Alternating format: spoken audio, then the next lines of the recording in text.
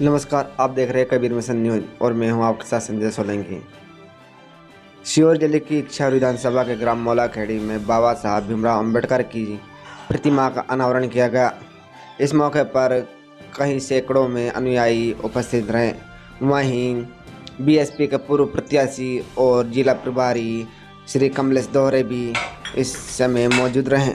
उन्होंने बाबा साहब भीमराव अंबेडकर की प्रतिमा का अनावरण करके जय भीम का उद्घोष किया और सभी साथियों को, सभी लोगों को बाबा साहब के बारे में बताया और उनके विचारों को पर चलने के लिए आमंत्रित किया। वहीं कमलेश दोहरे ने कहा कि बाबा साहब ने सबके लिए बराबर का अधिकार दिया है, कोई बड़ा नहीं, कोई छोटा नहीं। वहीं कमलेश दोहरे ने आगे कहा कि हम सब बाबा साहब की संतान हैं। अगर हम बाबा साहब को जातियों में बांटेंगे तो हम हमेशा बढ़ते रहेंगे। इसलिए बाबा साहब हमारे अकेले के नहीं, बाबा साहब सभी के हैं।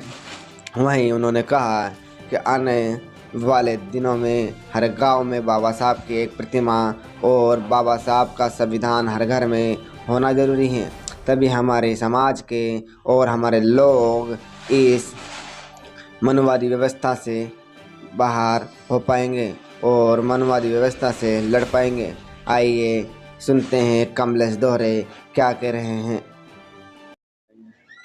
देखिए, मैं सबसे पहले तो ये कहना चाहूँगा कि बाबा साहब अम्बेडकर की मूर्ति हर ग्राम में होना चाहिए, लेकिन आज तक समाज बाबा साहब को नहीं जान पाया। बाबा साहब ने सभी वर्ग के लिए काम किया है और जो मूर्ति मौलाखेड़ी ग्राम के साथियों ने लगाई है वो बहुत ही साधुवाद के पात्र हैं, क्योंकि बाबा साहब अम्बेडकर की मूर्ति जिस ग्राम में होती है वो सामाजिक समानता, भाईचारे की प्रेरणा देती है और आगे बढ़ने की प्रेरणा देती है और खासकर छात्रों के लिए एक प्रेरणा रहती है, क्योंकि बाबा साहब 18-18 घंटे पढ़ाई करके एक गरीब वर्ग में पैदा होकर इतना बड़ा नाम दुनिया में, उन्हें सिंबल ऑफ द नॉलेज दुनिया जानती है। तो ऐसे महान शख्सियत की मूर्ति तो हर गांव में होनी चाहिए। सर, अगर देखा जाए तो मध्य प्रदेश में लगातार बाबा साहब की मूर्तियों से छेड़छाड़ की जा रही है, उनको तोड़ा जा रहा है। हमारे लोग आज भी सोए हुए क्या हैं इसमें, मतलब क्या मामला है ये? देखिए, बाबा साहब के विचार लोगों तक नहीं पहुंचे हैं, तो लोग बाबा साहब को कुछ देश को तोड़ने वाली ताकतें हैं जो बाबा साहब के विरोध में दुष्प्रचार करती हैं। वो बाबा साहब को अलग तरह से प्रचारित करके बाबा साहब के खिलाफ जहर घोलने का काम करती हैं। तो ऐसी जो देश विरोधी ताकतें हैं वो समाज में बेमनस्ता फैलाने का काम करती हैं।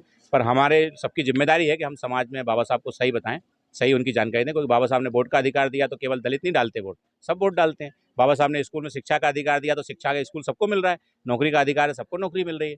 कहाँ किसको नहीं मिल रही? लेकिन जो पिछड़ा है, जिसका शोषण हुआ है, उसके लिए बाबा साहब ने अलग से ट्रीटमेंट किया है। जैसे हॉस्पिटल होता है तो हॉस्पिटल में अलग अलग वार्ड क्यों होते हैं? बुखार आया तो बुखार वाला, हड्डी वाला अलग अलग वार्ड में क्यों जाता है? क्योंकि जिसकी जैसी बीमारी है उसका इलाज वैसे ही होगा। आज समाज, बहुजन समाज के जो SC ST के लोग हैं, इनका बरसों शोषण हुआ है, अत्याचार हुआ है, ये मानवीय, इनको मान्यता ही प्राप्त नहीं थी, पशु से बदतर जिंदगी थी। तो उनके लिए अगर कुछ विशेष प्रावधान बाबा साहब ने किए हैं, उसके कारण लोगों को तकलीफ होती है। उसका जो देश को तोड़ने वाली ताकतें हैं वो दुष्प्रचार करती हैं, जिसके कारण लोगों के अंदर भाव है। पर हम समाज को जगाने का काम कर रहे हैं और समाज जब जागेगा तो वो भी समझेंगे। सरकार द्वारा, चाहे कांग्रेस की सरकार रही हो या भाजपा की सरकार रही हो, हमेशा आरक्षण पर और संविधान पर हमले होते रहे हैं। इस बार भी बीजेपी की सरकार है और सुप्रीम कोर्ट ने क्रिमिनल लेयर लाकर एक आरक्षण पर और संविधान पर हमला किया है। क्या कहना चाहेंगे? देखिए, जिनको संविधान की समझ नहीं है वो हमारे लोग नहीं समझते। जो क्रीम लेयर है, एक्चुअल में क्या है कि ये आर्थिक उससे जोड़ते हैं आरक्षण को। वास्तव में आरक्षण कोई गरीबी उन्मूलन कार्यक्रम नहीं है।